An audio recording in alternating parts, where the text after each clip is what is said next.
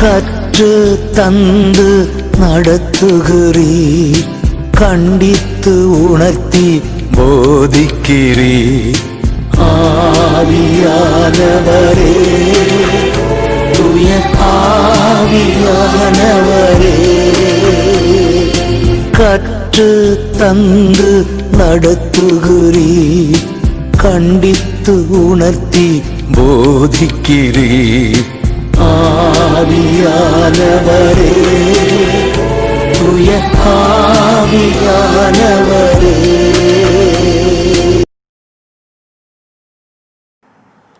கர்த்தருடைய நாமம் ஒன்றே மகிமைப்படுவதாக. இரட்சகராகிய இயேசு கிறிஸ்துவின் இனி நாமத்தில் உங்கள் யாவரையும் வாழ்த்துகிறேன். வேத தியானத்திற்கு வந்திருக்கும் ஒவ்வொருவரையும் மிகுந்த சமாதானத்தோடு தேவன் வழிநடத்துவராக. கண்களை மூடி தேவனுடைய பிரசன்னம் நம்மை நடத்தும்படியாக அவரை நோக்கி பார்ப்போம். எங்களை அதிகமாக நேசிக்கும் நல்ல தகப்பனே, அப்பா பிதாவே, இந்த மாலை வேளைக்காக நன்றியோடு உம்மை துதிக்கிறோம் ராஜா. இப்பொழுதும் உமது மகத்துவங்களை தியானிக்கும்படியாக அடியாருக்கு கொடுத்த கிருபைக்காக நன்றி தகப்பனே. ஒரு நல்ல போதகர் அப்பா எங்களோடு வந்து எங்களை போதித்து வழிநடத்தும்படியாக ஜெபிக்கிறோம் கர்த்தாவே. ஒவ்வொருவரோடு இடைப்படும் பெரிய காரியங்கள் செய்யும். இயேசு கிறிஸ்துவின் இனி நாமத்தை ஜெபிக்கிறோம் ஜீவனுள்ள தகப்பனே, ஆமென். கிறிஸ்துவுக்குள் பிரியமானவர்களே, நாம் பரலோகம் அனுப்புகிற எழுப்புதல் என்ற ஒரு மிகப்பெரிய கருப்பொருளில் நாம் வேதத்தை தியானித்து வருகிறோம். இந்த பரலோகம் அனுப்புகிற எழுப்புதல் என்பது வேத புத்தகத்தினுடைய மிகப்பெரிய கருப்பொருள். எழுப்புதல் என்பது நம்முடைய செயல்களில் இருந்து வருவது அல்ல, அது பரத்தில் இருந்து வருகிற ஒரு ராஜரீக செயல். அதற்காக நாம் ஜெபிக்க வேண்டும். நம்முடைய வேலை அங்கே சகரியா 10 முதல் வசனத்தில் சொல்ல மாதிரி நாம் பின்மாறி மலைக்காக, இந்த எழுப்புதலுக்காக நாம் ஜெபிக்க வேண்டும். அது கர்த்தருடைய ராஜரீக செயல். அவர் ஏற்ற வேளைகளில் அங்கே சொன்ன மாதிரி இடி முழக்கத்தை உண்டு பண்ணி, மின்னல்களை உண்டு பண்ணி, ஒரு பெரிய எழுப்புதலை, பெரிய ஒரு பரிசுத்த ஆவியானுடைய ஒரு பெரிய ஆற்றை, பெரிய வெள்ளத்தை தேவன் பாய்ந்தோட செய்வார். எனக்கு அருமையானவர்களே, இந்த தியானத்திற்கு நாம் திறவுகோல் வசனமாக ஏசாயா தீர்க்கதரிசி புத்தகத்தில் 44 அதிகாரம் 1 முதல் 5 வசனங்கள் வரை நாம் எடுத்துக்கொண்டதை கொஞ்சம் நினைவுபடுத்த வேண்டும். ஏசாயா 44 1 முதல் 5 வரை உள்ள வசனங்களை நாம் திறவுகோல் வசனங்களாக நாம் தெரிந்தெடுத்தோம். இப்போதும் என் தாசனாகிய யாக்கோபே, நான் தெரிந்து கொண்ட இஸ்ரவேலுக்கு சொல்லி வரிசையாக சொல்லிட்டு, தாகமுள்ள மேல் தண்ணீரையும் வறண்ட நிலத்தின் மேல் ஆறுகளையும் ஊற்றுவே. அதனால் அவர்கள் புல்லின் நடுவே நீர்க்கால்களின் ஓரத்தில் உள்ள அலறி செடிகளைப் போல வளருவார்கள். ஒருவன் நான் கர்த்தருடையவன் என்பான், ஒருவன் யாக்கோபின் பேரை தரித்து கொள்ளுவான், ஒருவன் தான் கர்த்தருடையவன் என்று கையெழுத்து போட்டு இஸ்ரவேலின் நாமத்தை தரித்து கொள்ளுவான். இதுதான் எழுப்புதல். தேவன் அனுப்புகிற ஒரு பெரிய ராஜரீக செயல். இந்த செயல் நடைபெறும். நாம் அனைவரும் சுவிசேஷத்தை பிரசங்கித்து வருகிறோம், ஆத்மாக்களை ஆதாயப்படுத்தி வருகிறோம். ஆனால் தேவன் அனுப்ப போகிற அந்த பெரிய எழுப்புதல், அவனவன் தான் கர்த்தருடைய பிள்ளை என்று சொல்லுவானாம். அவனவன் கர்த்தரிடத்தில் மாத்திரம் வல்லமை உண்டு என்று அவனவன் ஆலயத்தை நோக்கி சரசரையாக மனம் திரும்பி வருவதுதான் தேவன் அனுப்புகிற எழுப்புதல். இந்த எழுப்புதல் அனுபவத்தை எசேக்கியேல் தீர்க்கதரிசி அருமையாக எழுதுவதை நாம் வாசித்திருக்கிறோம். எசேக்கியேல் 47 அதிகாரத்தில் அங்கே ஒரு பெரிய நீரூற்று ஆலயத்தின் வாசலில் இருந்து புறப்பட்டது. அந்த நீரூற்றின் அதை அருமையாக தேவ ஆவியானவர் அங்கு வெளிப்படுத்துகிறார். அந்த நீரூற்று வெள்ளமாக பாய்ந்து வருகிறது. அதை அந்த அனுபவத்துக்குள் நம்மை நடத்துவதுதான் இந்த எழுப்புதல். அங்கே கடுக்கால் அளவல்ல, முழங்கால் அளவல்ல, இடுப்பளவல்ல, நீந்தி நீந்தி பாய்கிற அனுபவத்துக்குள் ஆவியானவர் தீர்க்கதரிசியை அழைத்து செல்கிறார். கடைசியாக பாருங்க, சம்பவிப்பது என்னவென்றால் 9ஆம் வசனத்தில், இந்த நதி போகும் இடமெங்கும் சஞ்சரிக்கும் ஜீவபிராணிகள் யாவும் பிழைக்கும். இந்த தண்ணீர் அங்கே வந்தபடியினால் வெகு ஏராளமான மச்சங்களும் உண்டாயிருக்கும். இந்த நதி போகும் இடமெங்கும் யாவும் ஆரோக்கியப்பட்டு பிழைக்கும். அப்போ இந்த ஒரு பெரிய வெள்ளப்பெருக்கு, தேவ ஆவியானுடைய ஒரு பெரிய வெள்ளம் இப்படியாக புரண்டு ஓடுவதுதான் தேவன் அனுப்ப போகிற பெரிய எழுப்புதல். பெந்தேகொஸ்து நாளில் இருந்தே இந்த எழுப்புதல் ஆரம்பித்து விட்டது. தேவ ஆவியானவர் அந்த மாம்சமான யாவர் மேலும் ஆவியை ஊற்றுவர் என்று சொன்ன யோவேல் தீர்க்கதரிசியுடைய அந்த வாக்குத்தத்தத்தை அன்றே நிறைவேற்ற ஆரம்பித்து விட்டார். இன்னும் நிறைவேறி கொண்டிருக்கிறது. எனவே இது இன்னும் தீவிரமாக இந்த கடைசி நாட்களில் ஒரு பெரிய எழுப்புதலை தேவன் விரைவாக கொண்டு வரப்போகிறார். காரணம் கொஞ்ச காலம் மாத்திரம் உண்டென்று பிசாசானவன் மிகுந்த கோபத்தோடு இறங்கி ஜனங்களை நரகத்துக்கு நேராக இழுத்து செல்கிறான். எனவே தேவன் ஒரு பெரிய எழுப்புதலை கொண்டு வந்து ஜனங்களை அவனவன் கர்த்தருடைய பிள்ளை என்று சொல்லும்படியான ஒரு பெரிய நிலைக்கு உலகத்தை கொண்டு வர விரும்புகிறான். எனவே அதற்காக நாம் இந்த எழுப்புதலுக்காக நாம் ஜெபிக்க வேண்டும். அதுதான் நம்முடைய வேலை. அதைத்தான் ஆரம்பத்தில் நாம் 5 விதமான சிறப்பு அம்சங்கள் நிறைந்து ஒரு ஜெபங்களை செய்ய வேண்டும் என்று தியானித்தோம். தொடர்ந்து அந்த எழுப்புதல் வரும்பொழுது ஒரு அசாதாரணமான 5 விதமான செயல்பாடுகள் நம் வாழ்க்கையில் காணப்படும். கர்த்தரை ருசித்து பாருங்கள். இந்த எழுப்புதல் வரும்பொழுது நம்முடைய சுபாவங்கள் அசாதாரணமாக சுபாவங்களாக மாறும். பரிசுத்தத்தில், ஆவிக்குரிய பலத்தில். ஆமென். எனவே எனக்கு அருமையானவர்களே, அது தொடர்ந்து நாம் தேவனுடைய சாயலாக உருவாக்கப்பட்டவர்கள். நாம் பாவம் செய்து தேவனுடைய மகிமையை இழந்திருக்கிறோம். அந்த சாயலை இழந்திருக்கிறோம். அந்த சாயலை திரும்ப பெற்றுக் கொள்ளும்படியாக இந்த எழுப்புதல் கொண்டு வரும். இழந்து போன அந்த 5 விதமான சாயலை குறித்து நாம் தியானித்து வருகிறோம். அவருடைய சிந்தை நமக்குள் உருவாகும். அவருடைய மகிமை நம்மேல் காணப்படும். கடந்த வாரத்தில் தியானித்தோ அவருடைய ஜீவன் நமக்குள் உண்டாயிருக்கும். எனக்கு அருமையானவர்களே, இந்த நாளிலும் அவரது 5 விதமான அச்சடையாளங்கள் நம் சரீரத்தில் உண்டாகும். அதை குறித்து நாம் இன்று தியானிக்கப் போகிறோம். அந்த 5 விதமான அச்சடையாளங்களை நாம் பெற்றிருப்போமானால் பிசாசுக்கு ஒரு சவாலாக நாம் காணப்படுவோம். அப்போஸ்தலர் 19ஆம் அதிகாரம்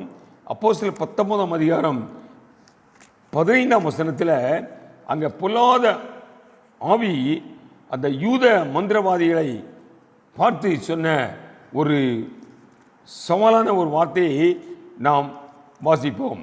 அப்போஸ்தலர் 19:15. அப்போஸ்தலர் 19:15 அங்கே எல்லாம் தெரியும். பவுல் அற்புத அடையாளங்கள் செய்து வராரு.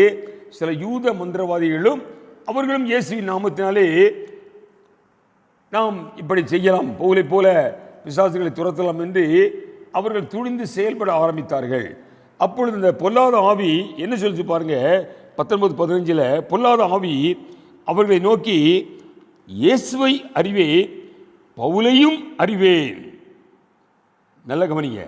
இயேசுவை அறிவேன், பவுலையும் அறிவேன், நீங்கள் யார் என்று அங்கே சொல்லி நமக்கு தெரியும். அவர்களை புறநடிச்சு ஓடினாங்க. எல்லாத்தையும் வஸ்திரத்தை எல்லாத்தையும் உதறிவிட்டு ஓடின சம்பவம் நமக்கு தெரியும். அப்போ எனக்கு அருமையானவர்களே, பவுலையும் அறிவன் என்று சொல்லும்பொழுது ஏன் பவுலை அந்த பிசாசு அறிந்து கொண்டது? இயேசுவை அறிவேன், பவுலையும் அறிவேன் என்றால் இந்த பவுலிடம் இந்த ஆண்டவர் இயேசு கிறிஸ்து மேல் காணப்பட்ட 5 அந்த அடையாளங்கள், கல்வாரி சிலுவையில் எனக்காக உங்களுக்காக தேவாதி தேவன் 50 காயங்களை, அது அகக்காயங்கள், அந்த காயங்களை பெற்றார். இன்று அந்த 5 அகக்காயங்கள் நமக்கு நம்முடைய சரீரத்தில் காணப்பட வேண்டுமாம். அந்த பெரிய காயங்கள் அகக்காயங்களாக நம்முடைய சரீரத்தில் காணப்பட வேண்டுமாம். அதைத்தான் கர்த்தராகிய இயேசுவுடைய அச்சடையாளங்கள் என்று சொல்கிறார் பவுல். கலாத்தியர் 6ஆம் அதிகாரம் 17ஆம் வசனத்தில் அங்கே பவுல் முழங்குகிற முழக்கத்தை நாம் வாசிப்போம். ஏன் பவுலை இந்த பிசாசு அடையாளம் கண்டுகொண்டது என்றால், அந்த கலாத்தியர் 6:17 பவுல் அடிகளார் சொல்வதை கவனிங்க. இனிமேல் ஒருவனும் எனக்கு வருத்தம் உண்டாக்காதிருப்பனாக. இனிமேல் ஒருவனும் எனக்கு வருத்தம் உண்டாக்காதிருப்பனாக. கர்த்தராகிய இயேசுனுடைய அச்சடையாளங்களை நான் என் சரீரத்திலே தரித்து கொண்டிருக்கிறேன். யாரும் என்ன தொட முடியாது, எந்த சத்ருவும் என் கை வைக்க முடியாது. காரணம், இயேசு கிறிஸ்துவுடைய அச்சடையாளங்களை நான் என் சரீரத்தில் தரித்து கொண்டிருக்கிறேன். ஆமீன், அல்லேலூயா. இந்த 5 அகக்காயங்களை இந்த பெரிய எழுப்புதல் தான் நமக்கு கொண்டு வரும். இந்த காயங்களை நாம உண்டாக்கி கொள்ள முடியாது. அந்த மாபெரும் எழுப்புதல் தான் இந்த 5 அச்சடையாளங்களை பரிசுத்த பவுல் பெற்றுக்கொண்ட அந்த அச்சடையாளங்களை ஒவ்வொரு கிறிஸ்தவனும் பெற்றுக்கொள்ளும்படியாகத்தான் ஒரு மாபெரும் எழுப்புதலை தேவன் கொண்டு வர விரும்புகிறார். பிசாசுக்கு சவாலாக ஒவ்வொரு கிறிஸ்தவனும் எழும்ப வேண்டும். நம்முடைய வாழ்க்கை பிசாசுக்கு சவாலாக காணப்பட வேண்டும்.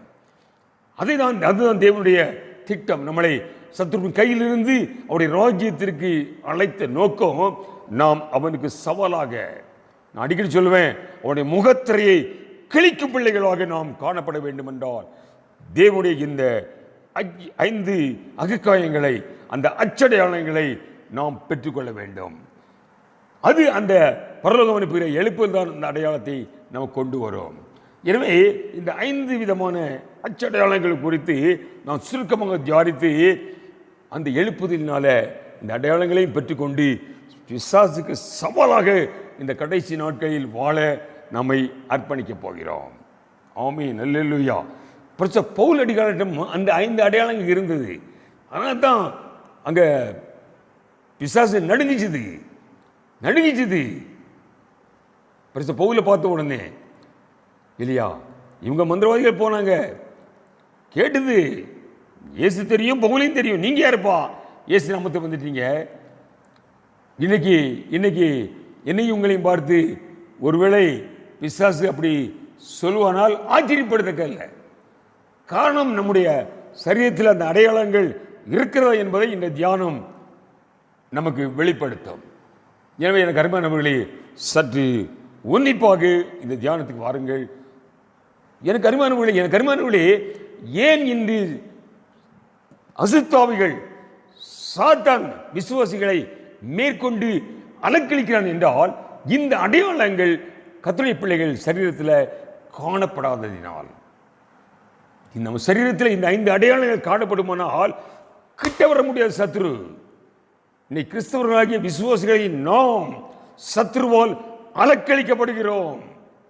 படிக்கிற பிள்ளைகளை நாம் பார்க்கிறோம். அலக்களிக்கப்படுகிற பிள்ளைகளை பார்க்கிறோம். கர்த்தருடைய பிள்ளைகள் தான், இயேசுவின் நாமம் தரித்த பிள்ளைகள், ஞானஸ்தானம் பட்ட பிள்ளைகள், ஏன் அபிஷேகம் பட்ட பிள்ளைகள். காரணம், இந்த 5 விதமான அச்சடையாளங்கள் சரீரத்தில் காணவில்லை. எனவே அது பிசாசுக்கு கொண்டாட்டமாக இருக்கிறது. அந்த 5 அடையாளங்கள் இருக்குமானால் சொல்லுவான், இயேசு தெரியும், பவுலையும் அறிவேன், உன்னையும் நான் பேரை போட்டுக்கிட்டோம், உன்னையும் எனக்கு தெரியும் என்று நம்மை பார்த்து நடுநடுங்குவான். எனவே இந்த ஒரு பெரிய செயலை கொண்டு வரத்தான் தேவன் ஒரு பெரிய பரலோகத்திலிருந்து ஒரு பெரிய மாபெரும் எழுப்புதலை அனுப்ப விரும்புகிறார். அதற்காக நம்ம செய்ய வேண்டிய காரியம் ஜெபம். கர்மனே, இந்த பரலோகம் அனுப்புகிற எழுப்புதல் ஜெபசேனை வீரர்களாக நீங்கள் எழும்பி இருப்பதற்காக நான் தேவனை ஸ்தோத்திரிக்கிறேன், உங்களுக்கு நன்றி சொல்லுகிறேன். இதை இப்படிப்பட்ட ஒரு பெரிய எழுப்புதலை நம்முடைய குடும்பத்தில் சபையில் கொண்டு வந்துதான் தேவனுடைய ராஜ்யம் விரைவாக சாதிக்கப்பட போகிறது. ஆமென், அல்லேலூயா, அல்லேலூயா. எனக்கு அருமையானவர்களே, இந்த 5 விதமான அச்சடையாளங்களை வேகமாக நாம் பார்த்து அந்த அடையாளங்களை நாம் பெற்றுக்கொள்ளுகிற பிள்ளைகளாக தேவ சமூகத்தில் ஜெபிக்க போகிறோம். முதல் அடையாளம், ஆண்டவர் இயேசு கிறிஸ்துவில் காணப்பட்ட முதல் அடையாளம். அந்த 5 அடையாளங்களும் இயேசுவிடம் காணப்பட்டது, பவுலிடமும் காணப்பட்டது. அதான் நம்ம தியானிக்க போகிறோம். நம்மிடமும் காணப்பட வேண்டும் என்ற ஒரு தாகத்தோடு நாம் திறவுகோல் வசனமாக அதைத்தான் ஞாபகப்படுத்தினேன். தாகம் உள்ளவன் மேல். கிறிஸ்தவ வாழ்க்கையே சங்கீதம் 91 வாசிக்கிறோம், அவன் என் மேல் வாஞ்சியோ இருந்தபடியால் அவனை விடுவிப்பேன். வாஞ்சை, தாகம். எனவேதான் இந்த தியானத்திற்கு நாம் திறவுகோல் வசனமாக எடுத்த வசனங்களை இன்று மீண்டுமாக நினைவுபடுத்தினேன். தாகம் உள்ளவன் மேல் இந்த அச்சடையாளங்கள் நான் பெற்றுக்கொள்ள வேண்டும் என்ற ஒரு தாகத்தோடு இந்த தியானத்திற்கு நீங்கள் கடந்து வருவீர்கள் என்றால் நிச்சயமாக தேவன் அந்த அடையாளங்களை நம்மேல் முத்திரிப்பார். பவுல் அடிகாரிடம் முத்திரித்த அதே அந்த 5 அடையாளங்களை நம்மேலையும் முத்திரிக்க தேவன் வல்லவராக இருக்கிறார். ஆமேன். முதல் அடையாளம் முழு அர்ப்பணிப்பு. முக்கியமான காரியம் பாருங்க, முழு அர்ப்பணிப்பு, ஃபுல் கமிட்மெண்ட். ஆண்டவர் இயேசு கிறிஸ்து பற்றி தெரியும். முழு அர்ப்பணிப்பு, முழுமையாக. இன்னைக்கு நம்ம காணப்படுகிற ஒரு பெரிய வேதனையான காரியம், அறகுறை திருப்பி போடாத அப்பங்கள். முழு அர்ப்பணிப்பு கிடையாது. இதோ 50, 60%, 70%, 80%, 90%. முழுமையாக பிரதான கற்பனை முழு இருதயத்தோடு, முழு பலத்தோடு, முழு ஆத்மாவோடு அன்பு கூற வேண்டும் என்பதுதான் அந்த கற்பனைகள் பிரதான கற்பனை. எனவே முழு அர்ப்பணிப்பு. ஆண்டவர் இயேசு கிறிஸ்து அந்த அர்ப்பணிப்பு காணப்பட்டது. பிலிப்பியர் 2 அதிகாரம் 6 முதல் வாசிக்கிறோம் பாருங்க. அவர் தேவனுடைய ரூபமாய் இருந்தும் தேவனுக்கு சமமாய் இருப்பதை கொள்ளையாடின பொருளாக எண்ணாமல் தம்மைத்தாமே வெறுமையாக்கி அடிமையின் ரூபம் எடுத்து மனுஷர் சாயலானார். அவர் மனுஷ ரூபமாய் காணப்பட்டு மரணபரியந்தம், அதாவது சிலுவையின் மரணபரியந்தமும் கீழ்ப்படிந்தவராகி தம்மைத்தாமே தாழ்த்தினார். தம்மைத்தாமே வெறுமையாக்கி. ஆமா, பிதாவின் வலது பாசத்தில் இருக்கிற தேவகுமாரன் தம்மை வெறுமையாக்கி முழுமையாக அர்ப்பணித்து இந்த உலகத்திற்கு கடந்து வந்தார். முழு அர்ப்பணிப்போடு அங்கே ஊழியத்தை ஆரம்பித்தார். அந்த 3.5 ஆண்டு காலத்தில் அவர் செய்த ஊழியங்களில் அவருடைய முழு அர்ப்பணிப்பை நாம் தியானிக்கிறோம். எனவே அருமையானவர்களே, இந்த முழு அர்ப்பணிப்பு தான் பரிசுத்த பவுலில் காணப்பட்டதை அதே பிலிப்பியர் 3 அதிகாரத்தில் என்ன சொல்ல பாருங்க. 3 அதிகாரம் 7-8 வசனங்களை வாசிக்க பாருங்க. ஆயிலும் பவுல் என்ன சொல்லாரு, அவங்க சொல்லும் பொழுது, நான்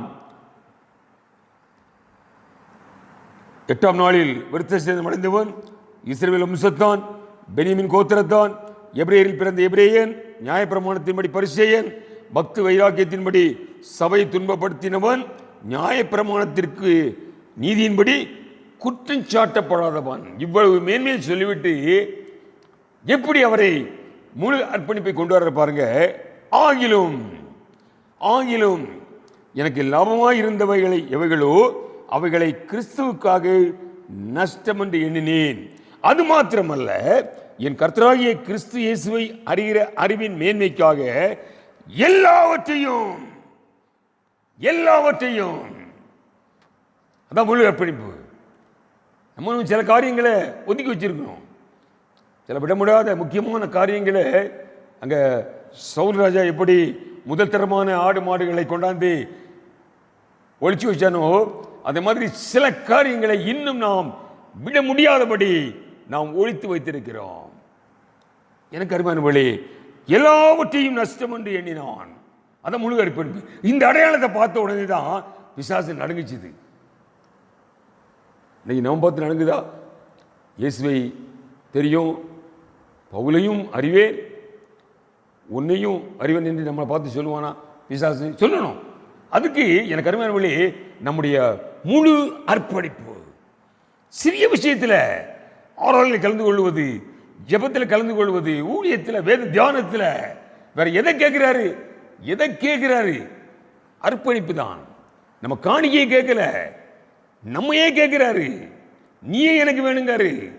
நம்ம நினைச்சுக்கிட்டு இருக்கோம் காணிக்கையும் தசமுகத்தையும் கொடுத்துட்டு தப்பிச்சுக்கலாம்னு நினைக்கிறோம். நம்மை முழுமையாக ஏனென்றால் வெளியேறப்பட்ட இரத்தத்தினால் நாம் கிரயத்திற்கு கொள்ளப்பட்டவர்கள். பவுலடியார் சொல்லுவது நான் அல்ல, நம்ம வாங்கிட்டாரு, கிரயத்துக்கு வாங்கிட்டாரு. எனவே நம்மை முழுமையாக அர்ப்பணிக்க வேண்டும். இரண்டாவதாக காணப்பட்ட அடையாளம் தாழ்மை.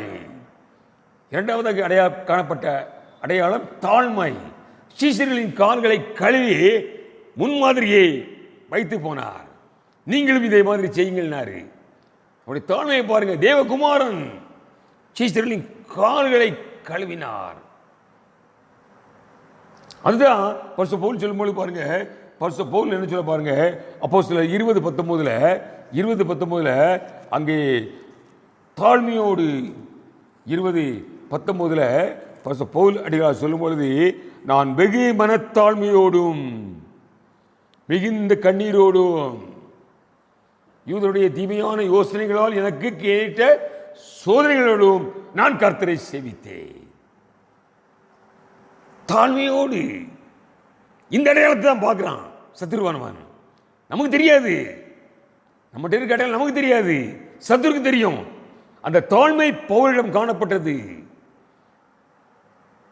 கருமானவர்களே, இந்த நாம் அவருடைய சாயலுக்கு ஒப்பாக மாறுவதற்காகவே இந்த எழுப்புதலை தேவன் கொண்டு வரப்போகிறார். இந்த தாழ்மை நம் உள்ளத்தில், நம்ம சரீரத்தில் வர வேண்டும் என்றால், நமக்கு காணப்பட வேண்டும் என்றால், அந்த பரலோகம் அனுப்புகிற எழுப்புதல் நமக்கு தேவை. மற்றபடி வராது. தேவ ஆவியானவர் ஊற்றப்படும் பொழுதுதான் நாம் நொறுக்கப்படுவோம். பவுல் பட்டியல் போட்டாரு, அப்படி இப்படின்னு பட்டியல் போட்டாரு. ஏன்? அந்த பரலோகம் அனுப்புகிற பெரிய எழுப்புதலை சந்தித்தார். தேவ ஆவியானவர் சந்தித்தார். எல்லாவற்றையும் குப்பை என்று விட்டார். இங்கே தாழ்மையோடு, வெகு மன தாழ்மையோடு நாம் கர்த்தரை சேவிக்கிறாரு. நம்ம இன்னைக்கு எப்படி சேவிக்கிறோம்? இதை பிசாசு அடையாளம் பார்க்கிறான். எனவே எனக்கு அருமையானவர்களே, இந்த தாழ்மை என்ற அடையாளம் நம்மளுக்கு காணப்பட வேண்டும். மூன்றாவதாக பாடுகள். அது ஒரு அடையாளம். அதை பார்க்க சத்துரு பிசாசாரமான. எனக்கு அருமையானவர்களே, இன்னைக்கு சுகபோக ஊழியங்கள் பரவிக்கொண்டு வருகிறது. சுகபோக ஊழியங்கள் எல்லாவற்றையும் அவர் நமக்காக பாடுபட்டு விட்டார். இனி நாம் பாடுபட வேண்டிய அவசியம் இல்லை, நாம் சுமக்க வேண்டிய அவசியம் இல்லை, இனி நாம் போராட வேண்டியதில்லை, போராட்டம் முடிந்தது. ஜாக்கிரதையாக நாம் இருக்க வேண்டும். அங்கே 1 பேதுரு 2ஆம் அதிகாரத்தில் இந்த தாழ்மையை குறித்து 1 பேதுரு 2ஆம் அதிகாரம் 21ஆம் வசனத்தை பாருங்க. 1 பேதுரு 2:21 நாம் அழைக்கப்பட்ட அழைப்பை சொல்றாரு. இதற்காகவே நீங்கள் அழைக்கப்பட்டிருக்கிறீர்கள். எதற்காக என்று முந்தைய வசனம் சொல்லப்படுகிறது. குற்றம் செய்து நம்ம அடிக்கப்பட்டா அது பிரயோஜனம் கிடையாது. செய்த குற்றத்துக்கு தண்டனை. நல்லது செய்து நம்ம அடிக்கப்படும் போதுதான் அது பாடுகள். அதுக்காக தான் அழைக்கப்பட்டிருக்கோமா? இதற்காக நீங்கள் அழைக்கப்பட்டிருக்கீர்கள். ஏனெனில் கிறிஸ்துவும் உங்களுக்காக பாடுபட்டு நீங்கள் தம்முடைய அடிச்சுவடுகளை தொடர்ந்து வரும்படி உங்களுக்கு மாதிரியை பின்வைத்து போனார். அவர்கிட்ட அந்த அடையாளம் இருந்தது, அந்த பாடுகள், அந்த அடையாளம் இருந்தது இயேசுப்பட்ட. அதுதான் பவுல் 2 கொரிந்தியர்ல பட்டியல் போடுறாரு. 2 கொரிந்தியர் 11ஆம் அதிகாரத்தில் பவுல்கிட்ட இந்த இருந்த அடையாளத்தை அங்கே பட்டியல் போய்க்காம, இதை பிசாசு புரிஞ்சுக்கிட்டான். நமக்கு தெரியல, இது பிசாசு அறிந்து கொண்டான். 2 கொரிந்தியர் 11ஆம் அதிகாரத்தில் ஒரு பெரிய பட்டியல். 11ஆம் அதிகாரம் 23 முதல்ல வாசித்தோம்னா அது அவ்வளோத்தும் வாசிக்கின்றான். கிறிஸ்துவின் ஊழியத்துக்காரனா நான் அதிகம் புத்தீனமாய் பேசுகிறேன், நான் அதிகமாக பிரயாசப்பட்டவன், அதிகமாய் அடிபட்டவன், யூதர்களால் 1 குறைய 40 அடி 3 தரம் எல்லார்களால் அடிக்கப்பட்டவன், அநேக தரம் பிரயாணம் பண்ணி 6 வந்த மோசங்களினால் நான் சேதமடைந்தவன் இல்லையா. கள்ள சகோதரத்தில் உண்டான மோசங்கள், வருத்தத்திலையும் பசியிலையும் பட்டிலையும் கண் விழிப்பிலையும், இதை காட்டிலும் சபைகளை குறித்த வருத்தம். ஆமே, இந்த பாடுகளை பிசாசு பார்க்கிறான். ஆண்டவர் இயேசு கிறிஸ்துவிடம் அந்த பாடுகள் என்ற அடையாளம் இருந்தது. இந்த அச்சு அடையாளம் கர்த்தருடைய பிள்ளைகள் ஒவ்வொருவரும் காணப்பட வேண்டும். பாடுபடவே நாம் அழைக்கப்பட்டிருக்கும் என்று என் வேதம் சொல்லுகிறது. உங்க ஊழியக்காரர்கள் எப்படி சொல்லாங்க தெரியல. நம் வேதம் என்ன சொல்கிறது? இதற்காகவே நீங்கள் அழைக்கப்பட்டிருக்கிறீர்கள். தெளிவாக சொல்கிறது. அந்த பாடுகள் என்ற அடையாளம் இருந்தால் தான் சத்துரு கொஞ்சம் நடுங்குவான், கிட்ட வர மாட்டான். ஆமீன், அல்லேலூயா. முழு அர்ப்பணிப்பு, தாழ்மை, பாடுகள், இந்த அடையாளங்கள் எல்லாம் இயேசுவில் இருந்தது போல பரிசுத்த பவுலில் இருந்ததனால தான் இயேசுவை அறிவேன், பவுலையும் அறிவேன். மூன்றாவதாக என் பேரையும் உங்க பேரையும் பிசாசு சொல்லணும். அதுக்கு தான் இந்த தியானம், அதுக்கு தான் இந்த தியானம். அதை கொண்டு வரத்தான் இந்த பரலோக எழுப்புதல். ஆமென், அல்லேலூயா. இந்த அடையாளம் வரும்போது பிசாசு நடுங்கணும், சத்துருவின் கோட்டையை தகர்த்தெறியணும், தேவனுடைய ராஜ்யம் ஸ்தாபிக்கப்படணும். ராஜ்யம் வருவதாக என்று ஜெபிக்க கற்றுக் கொடுத்தார். எப்போ வர முடியும்? சத்துருவின் கோட்டை தகர்க்கப்படும் பொழுது. கிராமங்கள் உள்ள பாரம்பரியங்கள், வழிபாடுகள், பழைய காரியங்கள் தகர்க்கப்பட வேண்டும் என்றால் அவருடைய அச்சடையாளத்தை பிசாசு நம் சரீரத்தில் காண வேண்டும். நான்காவதாக ஒரு ஆத்ம தாகம். யோவான் 10:16 ஒரு தாகத்தை நம்ம வாசிக்கிறோம். இந்த தொழுவத்தில் இல்லாத ஆடுகளும் எனக்கு உண்டு. இன்னைக்கு நம்ம சபைக்கு 100 பேர் 200 பேர் வந்து நிறைஞ்சாச்சிலே இது போதும், இந்த கூட்டம் நமக்கு போதும், நம்ம சபைக்கு இவ்வளவு போதும், இவங்க கொடுக்க காணிக்க தசமாக நமக்கு போதும் என்று திருப்தி அடைந்து விடுகிறோம். அப்படி சொன்னதை பத்தியா, இந்த தொழுவத்தில் ஆடுகளும் எனக்கு உண்டு, அவைகளின் சத்தத்தை கேட்கும்.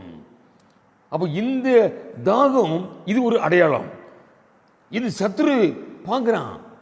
அந்த அடையாளம் இருந்தாச்சுன்னா நாம் தீவிரமாக செயல்பட்டு கொண்டு இருப்போம். ஆமென். இதுக்கு தான் தேவன் எழுப்புதலை அனுப்ப போறாரு. அது அங்க வாசிக்க ரோமர்ல இந்த அடையாளம் பரிசுத்த பவுல்ட்ட எப்படி காணப்பட்டது என்பதை ரோமர் 9ஆம் அதிகாரத்தில் என்ன சொல்ல பாருங்க. அந்த அடையாளத்தை பிசாபாத்தான்.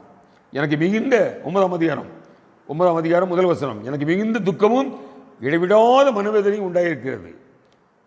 எத்தனை லட்சம் கஷ்டப்பட்டிருப்பாரு, எத்தனை லட்சம் கடன் பட்டிருப்பாரு, என்ன குடும்பத்தில் என்ன போராட்டம் வந்திருக்கும் சொல்ல பாருங்க. மிகுந்த துக்கம், இடைவிடாத மனவேதனை. எனக்கு உங்களுக்கு ஏன் வருதுன்னா, கடன் தொல்லை, குடும்ப பிரச்சனை, போராட்டம், பிள்ளை பிரச்சனை, குடும்ப பிரச்சனை. அவருக்கு சொல்ல பாருங்க, மிகுந்த துக்கமும் இடைவிடாத மனவேதனையும். நான் சொல்லுகிறது பொய்யல்ல, கிறிஸ்துவன் உண்மை சொல்கிறேன். என்ன சொல்ல பாருங்க, மாம்சத்தின்படி என் இனத்தாராகிய என் சகோதரருக்கு பதிலாக நானே கிறிஸ்துவை விட்டு சபிக்கப்பட்டவனாக வேண்டும் என்று விரும்புகிறேன். ஆமென், அல்லேலூயா. என்ன சொல்ல பார்த்தீங்களா? என் சகோதரருக்கு பதிலாக நானே கிறிஸ்துவை விட்டு சபிக்கப்பட வேண்டும். இது அடையாளம். இந்த அடையாளத்தை பிசாசு பார்க்கிறான். நேற்று நம்ம சபையில் ஒரு விசுவாசியான்ட்டு சொன்னாங்க, ஒரு விசுவாச குடும்பத்தில் ஒருத்தருக்கு சுகம் இல்லை, ஒரு குழந்தைக்கு. என்ன ஜெபம் பண்ணாங்களா? ஆண்டவரே என்ன எடுத்துக்கணும், ஆண்டவரே அந்த பிள்ளைக்கு ஜீவனை கொடும். புரியுதா? அதான் பவுல் சொல்றாரு, சபிக்கப்பட வேண்டும். இன்னைக்கு ஆசீர்வாதங்களுக்காகவே கூட்டத்துக்கு சென்று கொண்டிருக்கிறோம், ஆசீர்வாதத்துக்காகவே சபைக்கு ஓடிட்டு வரோம். ஆனா பரிசுத்த பவுல் சபிக்கப்படுவதற்காக கூட்டங்களுக்கும் ஆராதனைக்கும் போறாராம். என்ன வித்தியாசம் பார்த்தீங்களா? அந்த சகோதரி சொல்றாங்க, ஆண்டவர் என்ன எடுத்துக்கணும், ஆண்டவரே அந்த பையனுக்கு உயிரக்கணும். ஆமென். இந்த அடையாளத்தை சத்துரு பார்க்கிறான், அந்த ஆத்ம தாகம். ஆமென், அல்லேலூயா. அது ஒரு பெரிய அடையாளம். கடைசியாக அன்பு என்ற ஒரு பெரிய அடையாளத்தை அவன் சத்துரு பார்க்கிறான். அன்பு. ஆமென். அந்த அன்பு அந்த எழுப்புதலினால் தான் ஊட்டப்படும் என்பதை ரோமர்ல அருமையாக ஆவியானவர் வெளிப்படுத்துகிறார்.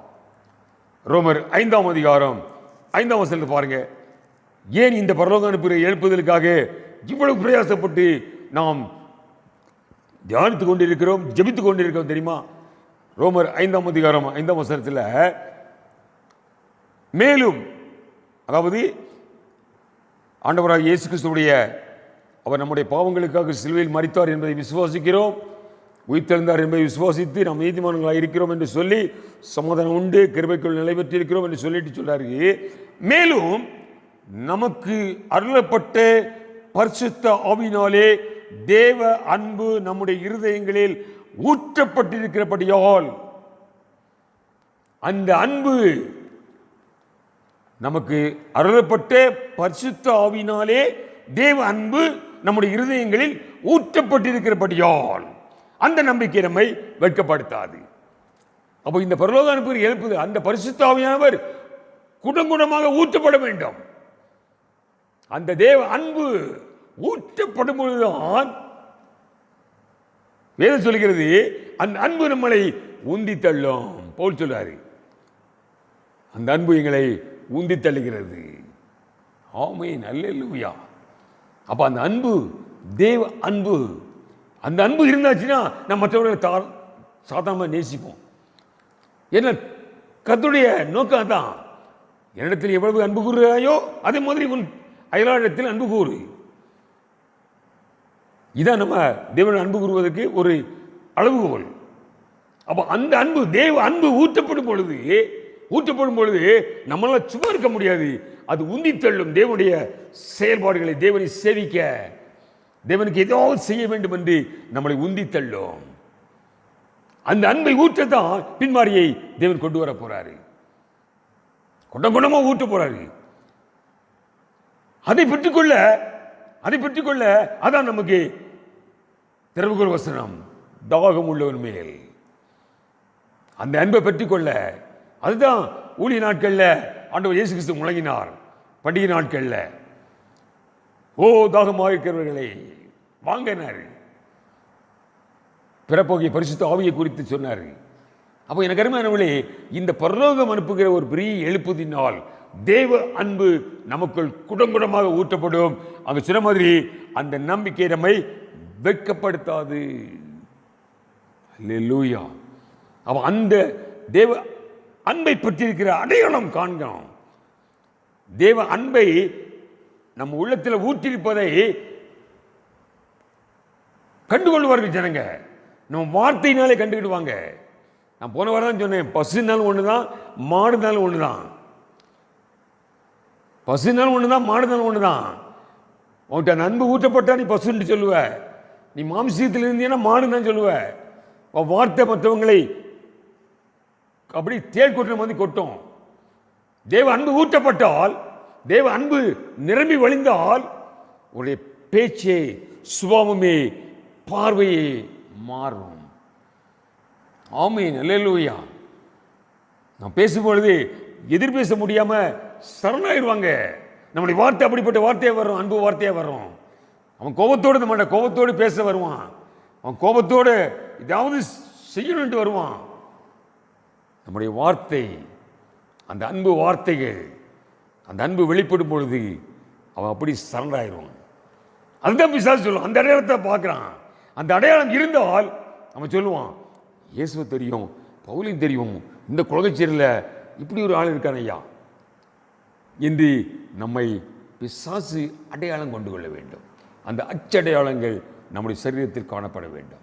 அதற்கு எனக்கு அருமையானவர்களே, அந்த பரலோக அனுப்புகிற எழுப்புதல் தான். அதை பெற்றுக்கொள்ளதான் விசேஷமான ஜெபத்தை செய்யும்படியாக நான் ஆரம்ப நாட்களில் உங்களோடு இடைப்பட்டேன். 5 விதமான விசேஷமான ஜெபங்கள், பாரத்தோடு விடாப்பிடியாக தேவனுடைய நேரடியாக நொறுங்குண்ட இருதயத்தோடு. இது சாதாரண ஜெபம் இல்லை. காரணம், சத்துருவை நடுங்கி வைக்கக்கூடிய சுபாவங்கள், சாயல்கள் நம்மிடம் காணப்பட வேண்டும். அதைத்தான் பரலோகம் அனுப்புகிற எழுப்புதல் கொண்டு வரப்போகிறது. அதற்காக நாம் பாரத்தோடு ஜெபித்து நாம் ஜெயம் கொள்வோம். கண்களை மூடி ஜெபம் செய்வோம். எங்களை அதிகமாக நேசிக்கும் நல்ல தகப்பனே, நன்மையான தியான வேலைக்காக நன்றியோடு உம்மை துதிக்கிறோம் ராஜா. இழந்து போன சாயலை நாங்கள் உமது பரலோகம் அனுப்புகிற எழுப்புதினால் பெற்றுக்கொள்ளப் போவதற்காக நன்றி தகப்பனே.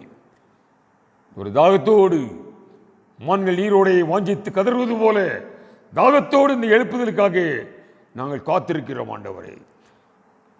மோசமான யாவர் மேலும் அவையை ஊற்றுவேன் என்ற வாக்கின்படி எங்கள் மேல், எங்கள் குடும்பத்தின் மேல், எங்கள் சபையின் மேல், சமுதாயத்தின் மேல் தேவ ஆவியானவர் அந்த பரலோக அனுப்புகிற எழுப்புதல் ஊற்றப்படட்டும் ஆண்டவரே. சத்துருக்கு சவாலாக நாங்கள் எழும்ப எங்களை அந்த 5 அடையாளங்களினால் எங்களை